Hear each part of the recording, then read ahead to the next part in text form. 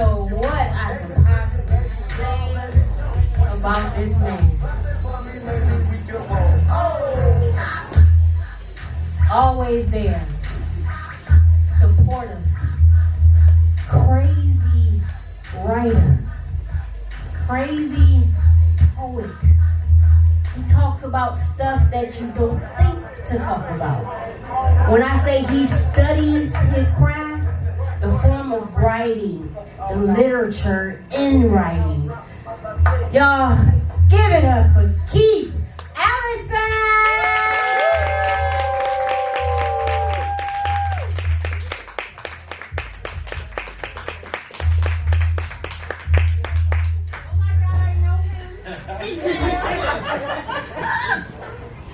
Happy cows? Are you fucking nuts? You take our babies. You spill their guts. You drink the food we create for them. And when that shit slows, you make us pregnant again. And you take that baby. And the next one too. And soon enough, we're not profitable for you. There ain't no retirement in happy cow land. You slit our throats. Call it consumer demand. Now that's fucked up. But you don't stop there. You pile on lies to hide the despair.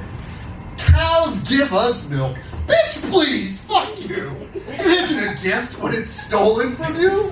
Humanely raised. Well, isn't that sweet? As you cut us apart while we hang from our feet. We need calcium. Try chewing some greens. Leave me alone. Eat your goddamn beans. Vegetables are yucky. Who fucking who? So you take my baby, then you eat me too? You do this to us time and again. Then you draw a picture of me with a big old grin?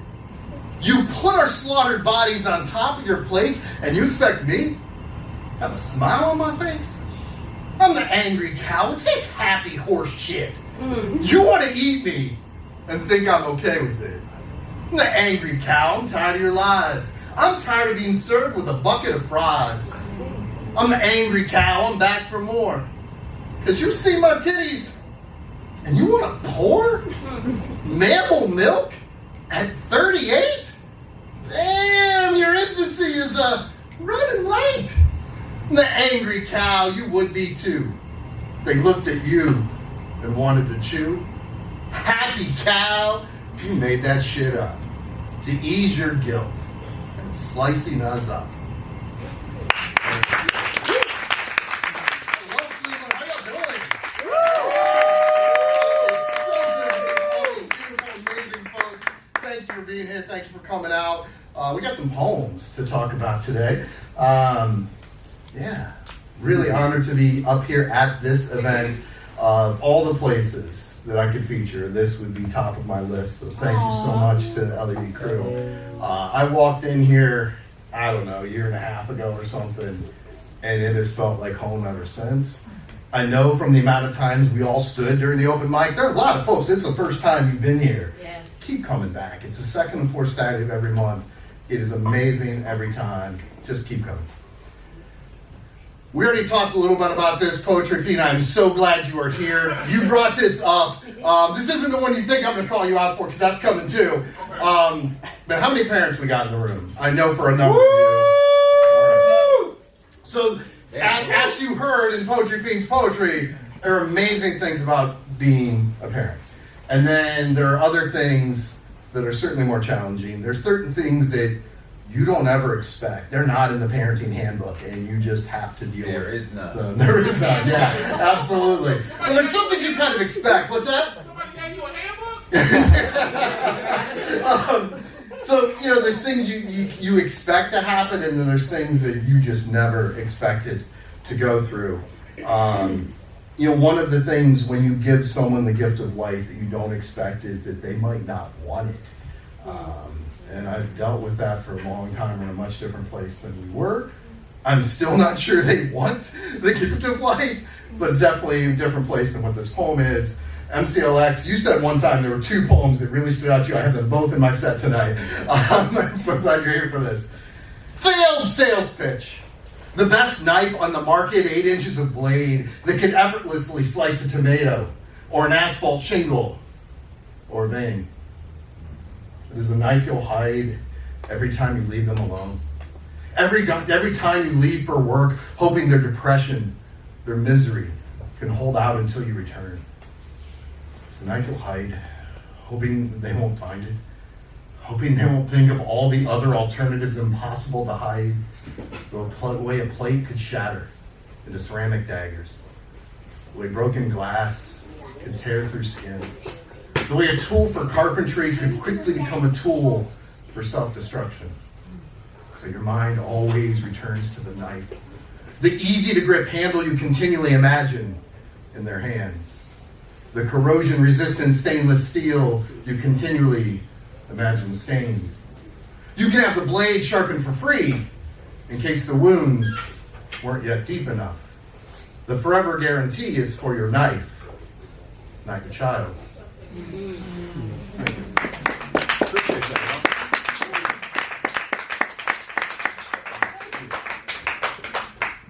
How many of you had a conversation with somebody that you just absolutely dreaded, and then in the opening moments of that conversation, you get this glimmer of hope, like, holy shit, this might be okay, and then it keeps going. There you go. Okay. In the quiet game, the first person to speak loses. It is often employed by parents of talkative young children hoping for a little momentary peace.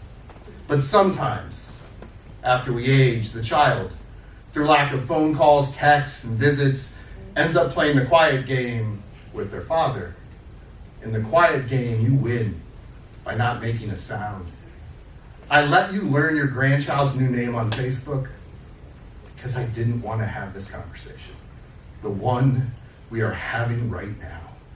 In this awkward moment at our awkward family reunion. You make a point of telling me how you don't have anything against anyone being gay or trans, and for a moment, I feel a glimmer of hope, which quickly leaves as you continue.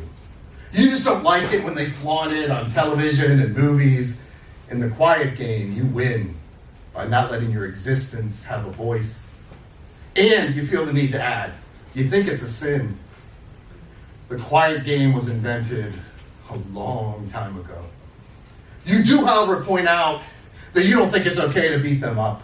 How you'd have their backs if that ever happened to them. Acknowledging the very real possibility of danger, of force, of threats, of intimidation that may come upon them for the very beliefs you've been rattling off. People always seem to be freaked out when they hear sounds coming from the closet, even when they shoved someone inside. I wonder, my children, how I'll report this conversation when I return home. So I guess, my kids, Grandpa will be fine if you would just play a quiet game with your lives.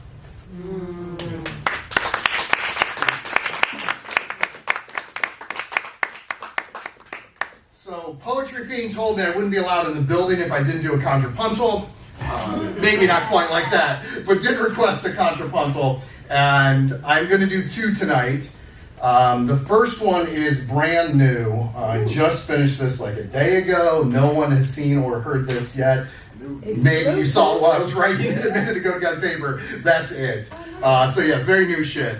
If you're not familiar with the contrapuntal, and I know some of you have seen me have because I quite like them, they're written in two columns. You read the first column down as one piece, you read the second column as another piece, you read across and create a third. So two traditions that I think are weird.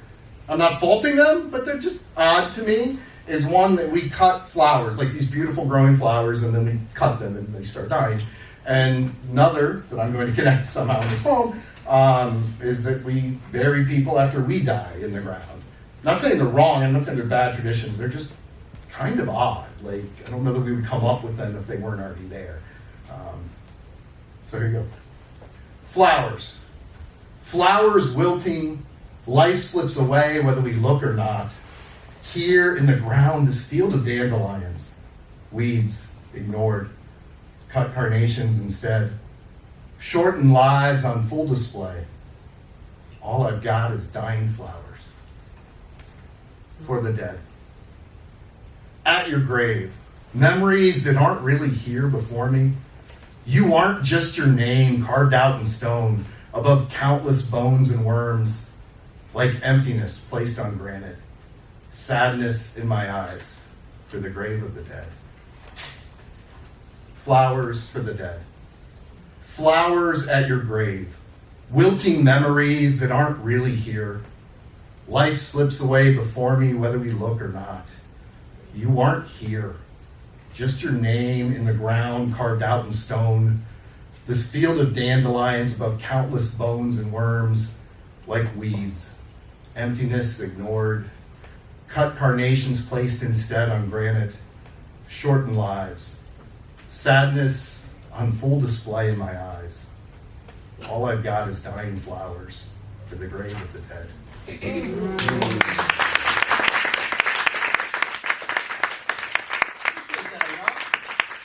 you doing? I know Rose Gold did not give me the memo that I had to keep my shit light tonight. So my apologies, but I am Angry Cow Poetry, so if you came for happiness, we'll see if we can get there, but it's not going to be plentiful throughout. The other contrapuntal I'm going to do, what's that? The other contrapuntal I'm going to do tonight is my favorite of the ones I've written. We have had 400 plus school shootings since Columbine High School in 1999. Yeah. And our response to them legislatively has been thoughts and prayers. And this may shock you, but the data suggests thoughts and prayers don't do shit when it comes to fixing real problems. So this is my response. Children, we pledge allegiance to the flag, our children staring into the start of another school day, having said goodbye to families as they walk to class. The school bell rings in our sights. The gun cradled in our arms, the end of the barrel, the piercing bullet, the falling prey. Blood spills. It's hunting season again. Children in our sights. We pledge allegiance to the gun, the flag cradled in our arms, our children staring into the end of the barrel, the start of another school day. The piercing bullet, having said goodbye to families, the falling prey as they walk to class. Blood spills, the school bell rings, it's hunting season again.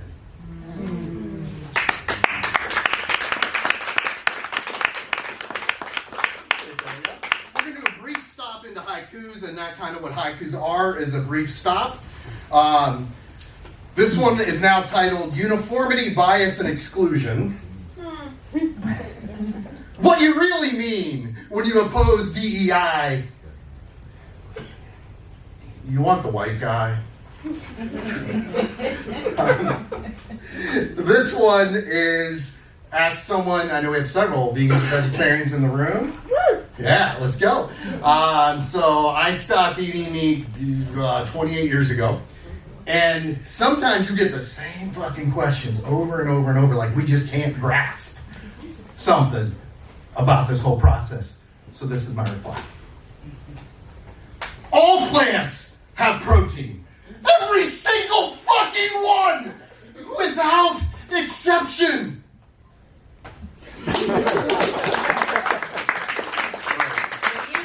Thank you. Please do. Please do. Yeah. Appreciate it. Thank you. I got you, soul.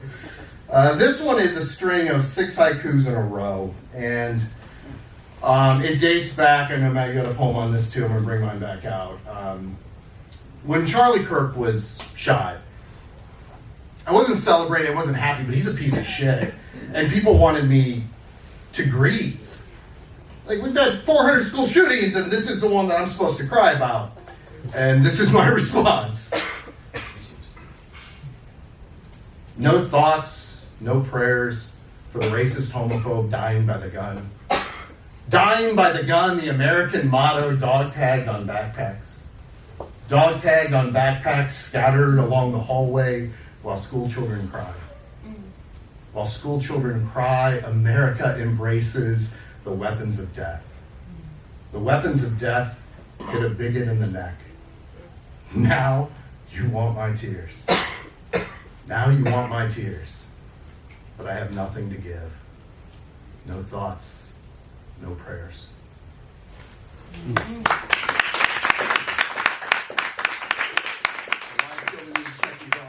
It's helping my brain.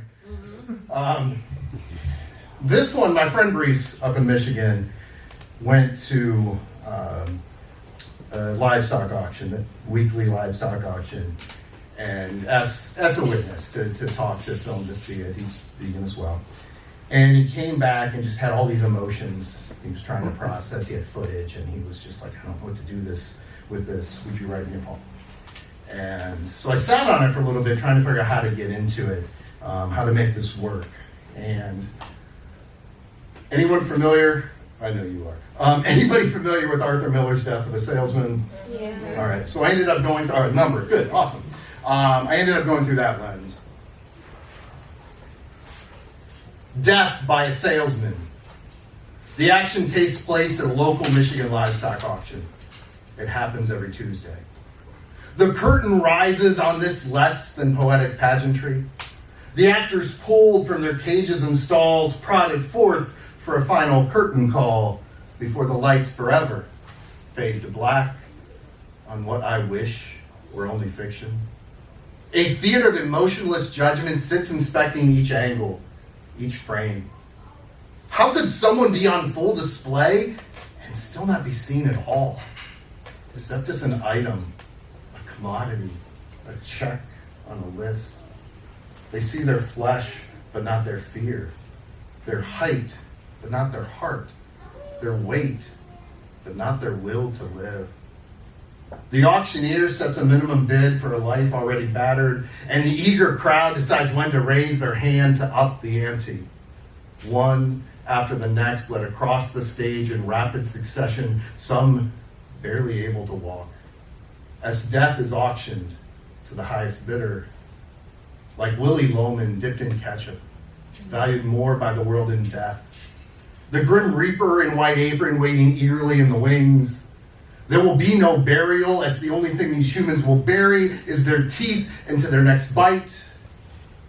The cries and blood will occur off stage. The curtain falls, fade to black, stabbing ensues, silverware clinks.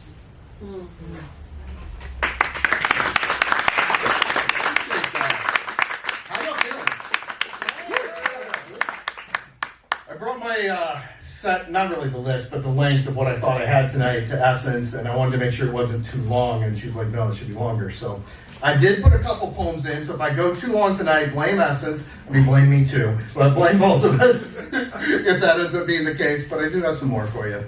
This one I wrote after Texas passed the heartbeat bill, which ended up cascading into, as we expected, many of other things coming down after that. And they got power, as they often do, with fear. That's what they use. But with fear of, like, someone's coming to take your guns is the constant go-to.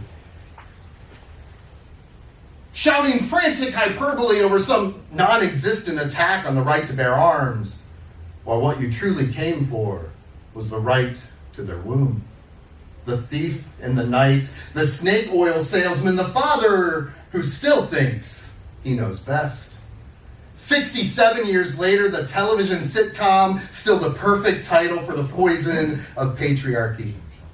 Father knows best. You've always convinced yourself as you reminisce of the days when your TV screen was black and heavy on the white. Father knows best. How to run your segregated 1950s life, your quaint little home, closet doors kept tightly shut. Father knows best. How to sit in his easy chair, newspaper in hand, and demand obedience. 20 years before Jane Rose left Hook, sent Henry Wade and all of Dallas County to the mat. When you came to, you were bruised and scarred from the knockout blow. The court having the audacity to tell you that someone's uterus did not belong to you. You've been plotting your revenge ever since. Father knows best. you still declare even decades into the 21st century. Father knows best. About fallopian tubes he does not have. About a clitoris he never even bothers to find. Father knows best. As you continue to glorify the father of your country who thought he could own and control the entire bodies of hundreds of humans. Father knows best. The father of your party grabbed him by the pussy and you decided you had the right to do the same. Father knows best. Say 4,392 Catholic priests. I guess fathers still can't keep their hands to themselves.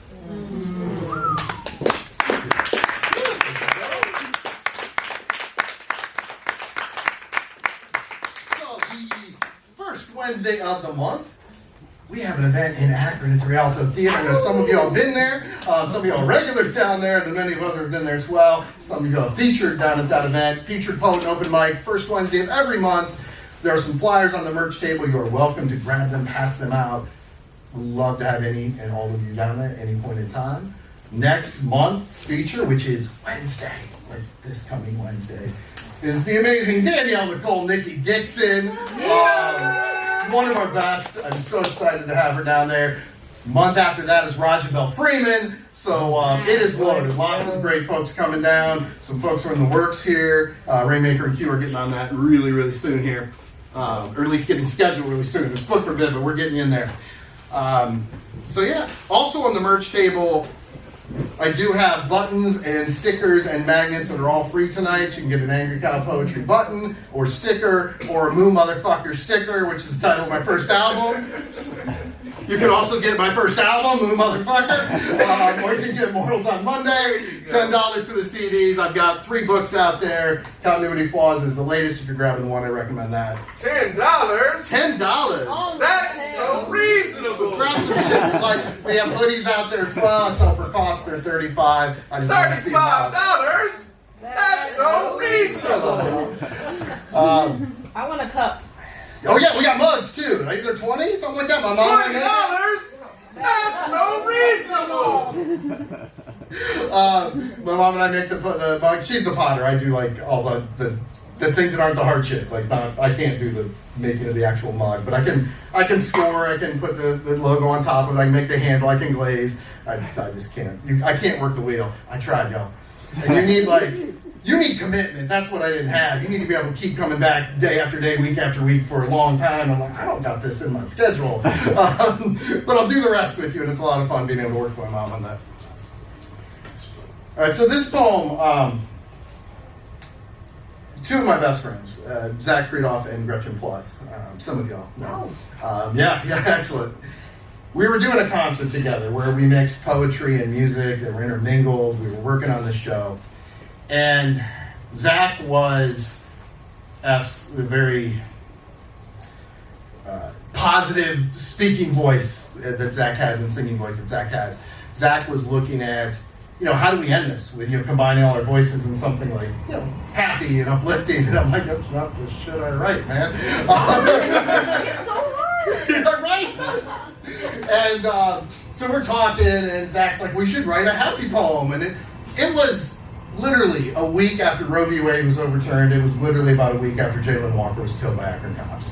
And it was like, yeah, but... And Zach's like, well, fine, you should write about trying to write a happy poem. And we go to... Gretchen had a different show the night before ours. And Zach and I came back, we pulled in my driveway, and the fireflies were just going crazy in the trees. It was really beautiful. We grabbed our chairs, and we sat down, and we watched for quite a while, just sitting there watching and enjoying nature and fireflies. I'm trying to write a happy poem. So I sit watching the beauty of the fireflies rapidly flashing through the trees. I'm trying to write a happy poem, but then I remember the rapid flashing of 90 bullets into the blurred image of another unarmed black man taken at the hands of the law. But I'm trying to write a happy poem. So I sit snuggling my dog and listen to the sound of his heartbeat. And then I think about Jalen Walker doesn't have one anymore, but I'm trying to write a happy poem. So I listen to the coyotes howl in the peacefulness of the night sky. I'm trying to write a happy poem, but I hear our city officials call for peace while police use a protester as a punching bag.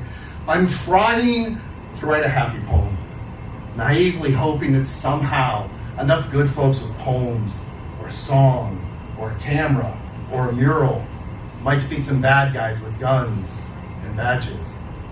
I'm trying to write a happy poem, but the canvas continues to be splattered in red. I'm trying to write a happy poem where justice wins in the end, where the police are held accountable, where the system is changed, where I pull up my red hood and don my perfectly sized glass slippers and follow the breadcrumbs all the way to grandmother's house, where the porridge is not too cold and it's not too hot, because I'm trying to write a happy poem, but the wolf gobbles me up as the clock strikes midnight and my poem turns back into a pumpkin.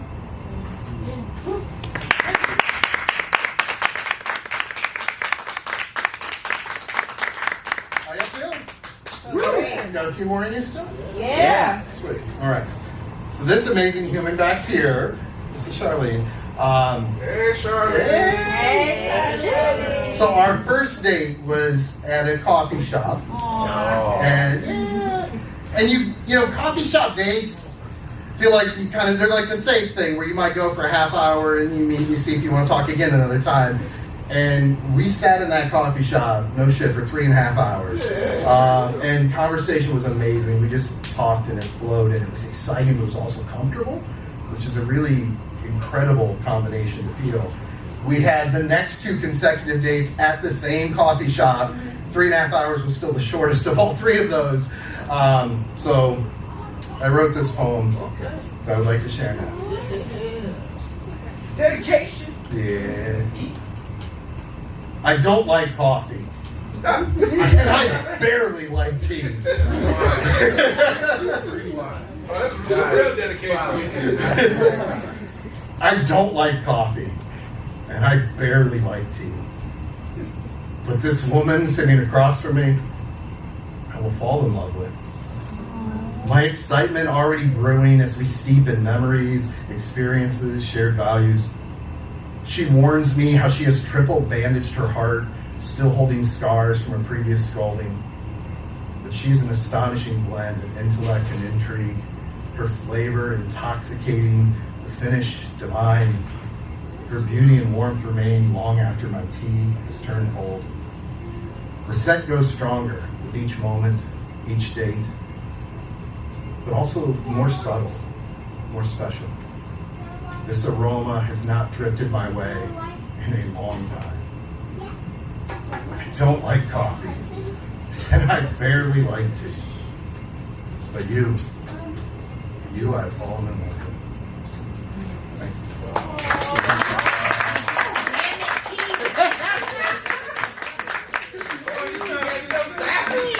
I don't know. I fell in love. That shit happens. All right. 3 more or 4 more? What are we feeling? 4. All right. Then I'm throwing this one back in because it's hard. We talked about like when it cut and land. So, all right, I'm gonna throw this one in and then I'll wrap with the 3 I was playing into. The world's greatest magic trick performed before your eyes. Houdini once shocked the world when he made a single elephant seemingly vanish into thin air, while we make 8 million animals disappear every hour. A word of caution in our act, there will be no escape. Our assistance will be sawed in half, but the magic lies in convincing you not to care. A pig goes into our top hat, and you ooh and ah, as presto, we pull sausages out. Sleight of hand, the disappearing act. We make their blood disappear, misdirection, bacon. We make their lives disappear, misdirection, a smiling cartoon of our victim, assistant. With the tap of our wand and a few flashy words like abracadabra and alakazam and farm fresh and free range, you now see only product, only dinner. With a little hocus pocus, we convinced you to rename our death machine love. Misdirection, a small red barn. Misdirection, we always keep your eyes on your belly. We saw the animals in half, and you never even demand we put them back together. Angled mirrors become unnecessary when your audience gladly looks the other way. All right, these are great. How many of you have watched someone you love go through Alzheimer's? I know I'm not alone in this room. I've seen hell way more than I would like to see, but yeah, Alzheimer's are forms of dementia too. How many of you have your kids watch it? Like where they knew they could see what was terribly watching? Yeah. My mom, your grandma. A lot of us in this room watched it way more than I would have liked. Still watching it, and I wrote this piece as a response to way too much experience with this. If I'm feeling up for it, and y'all are amazing, so hopefully, I'm going to probably come as close as you'll ever hear to me singing on the mic at the end. Uh-oh. My apologies in advance, but we'll see if I can pull it off. Get the tea ready. Listen, you better than me. I sound like a decapitated frog on a Tuesday. Sounds about equal, actually, right there. When the big bad wolf showed up at your door, he didn't huff and he didn't puff, despite what the story might say. All he needed was time. He sat by patiently as one by one the hairs on your chinny chin turned gray. Bricks, you argued, were the sturdiest choice. And in retrospect, your hasty siblings could hardly disagree. This house was built to last through the strongest winds. But the crafty wolf just waited for the rain. So vital, so refreshing at first. But eventually, the first crack in the mortar appeared, hardly worth noticing. Then another, still more. Home depreciations to be expected over the years, we told ourselves. But all this time, the wolf had been sharpening his claws. And now the chipping mortar was easily scratched away. While we were sleeping, the sly predator began dismantling brick by brick. This one, your favorite teacher. This one, how the stove works. Pile of childhood memories falls like sand through your fingers. This one, how to turn on the faucet. This one, how to tell time. This one, your brother's name. Simple pleasures, daily activities, independence. Now just an open space where a wall used to be. You're left sitting in the remains, what little the wolf has left you. Each day, a little more of your house crumbles into nothingness, and he never even had to puff. Who's afraid of the big bad wolf? The big bad wolf. The big bad wolf. Who's afraid of the big bad wolf? The big bad wolf.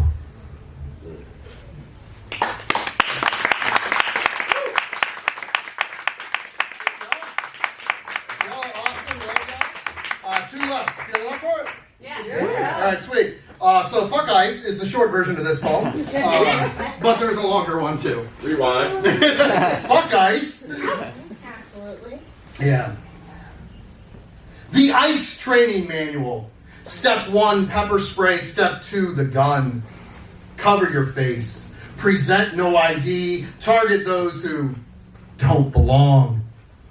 If they question you, if they film you, if they stand between you and someone you are harassing, first step, pepper spray. Second step, the gun.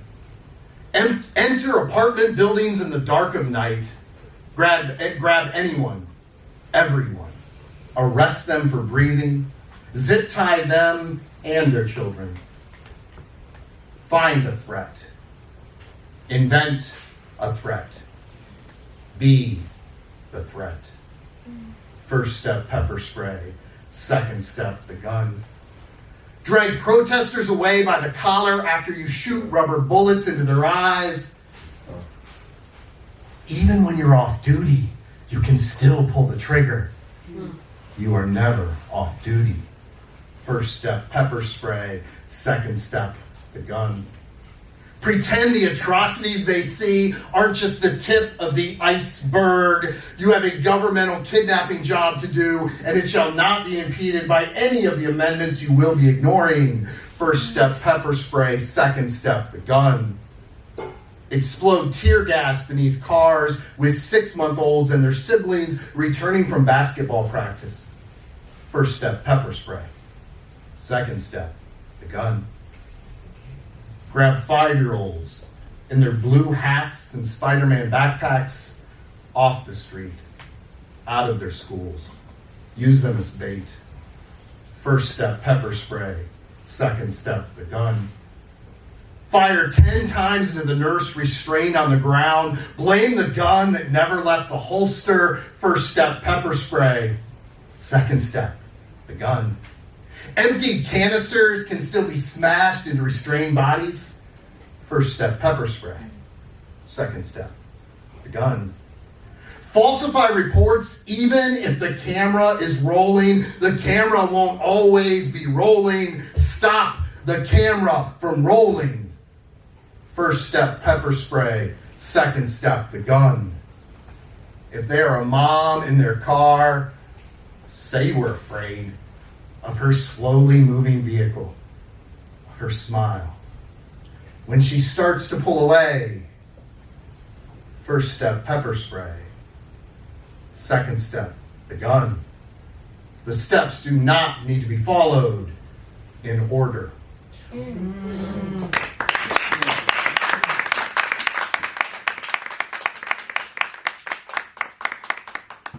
Y'all are amazing. I love y'all. I got one last poem for you, and then I'm happy to stay and chat or talk at the merch table or whatever you want to do for a little while. I know I got a sleepy sweetheart over there too, way past someone's bedtime. But yeah, I've got one more. I think it's fairly self-explanatory. Those of you all that know when I pull the cards out, some of you already know where I'm going with this one, but felt like a fitting one to end on. Homework assignment for anyone who shares any variation of the police won't bother you if you don't break the law. Step 1. Outline each law broken by Elijah McClain, include subheadings. Step 2. Quote the criminal codes violated by a Tatiana Jefferson, use footnotes. Step 3. Brainstorm 12 ways Amadou Diallo could have more legally danced between the 41 bullets fired at him. Be prepared to discuss your thoughts in class. Step 4. Write a biography on the 7-year life of Ayanna Jones.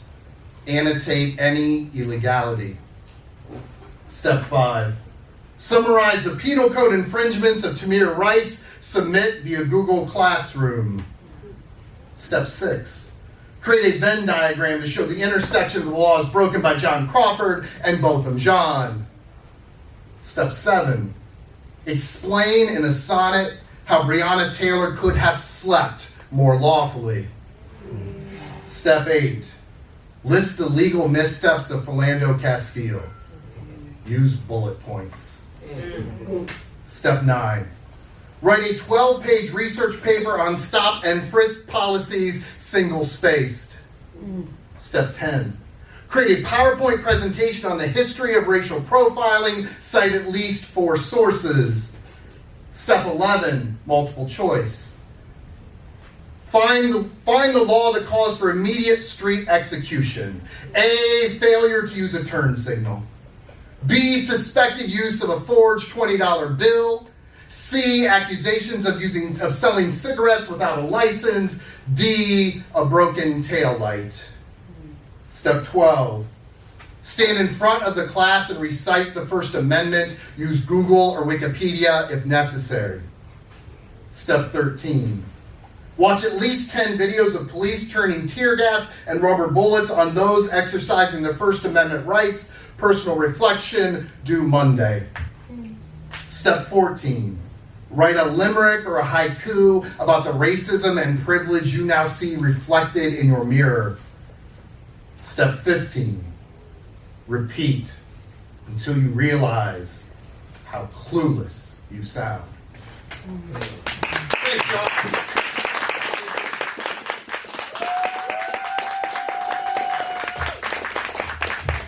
Y'all give it up for King Allison.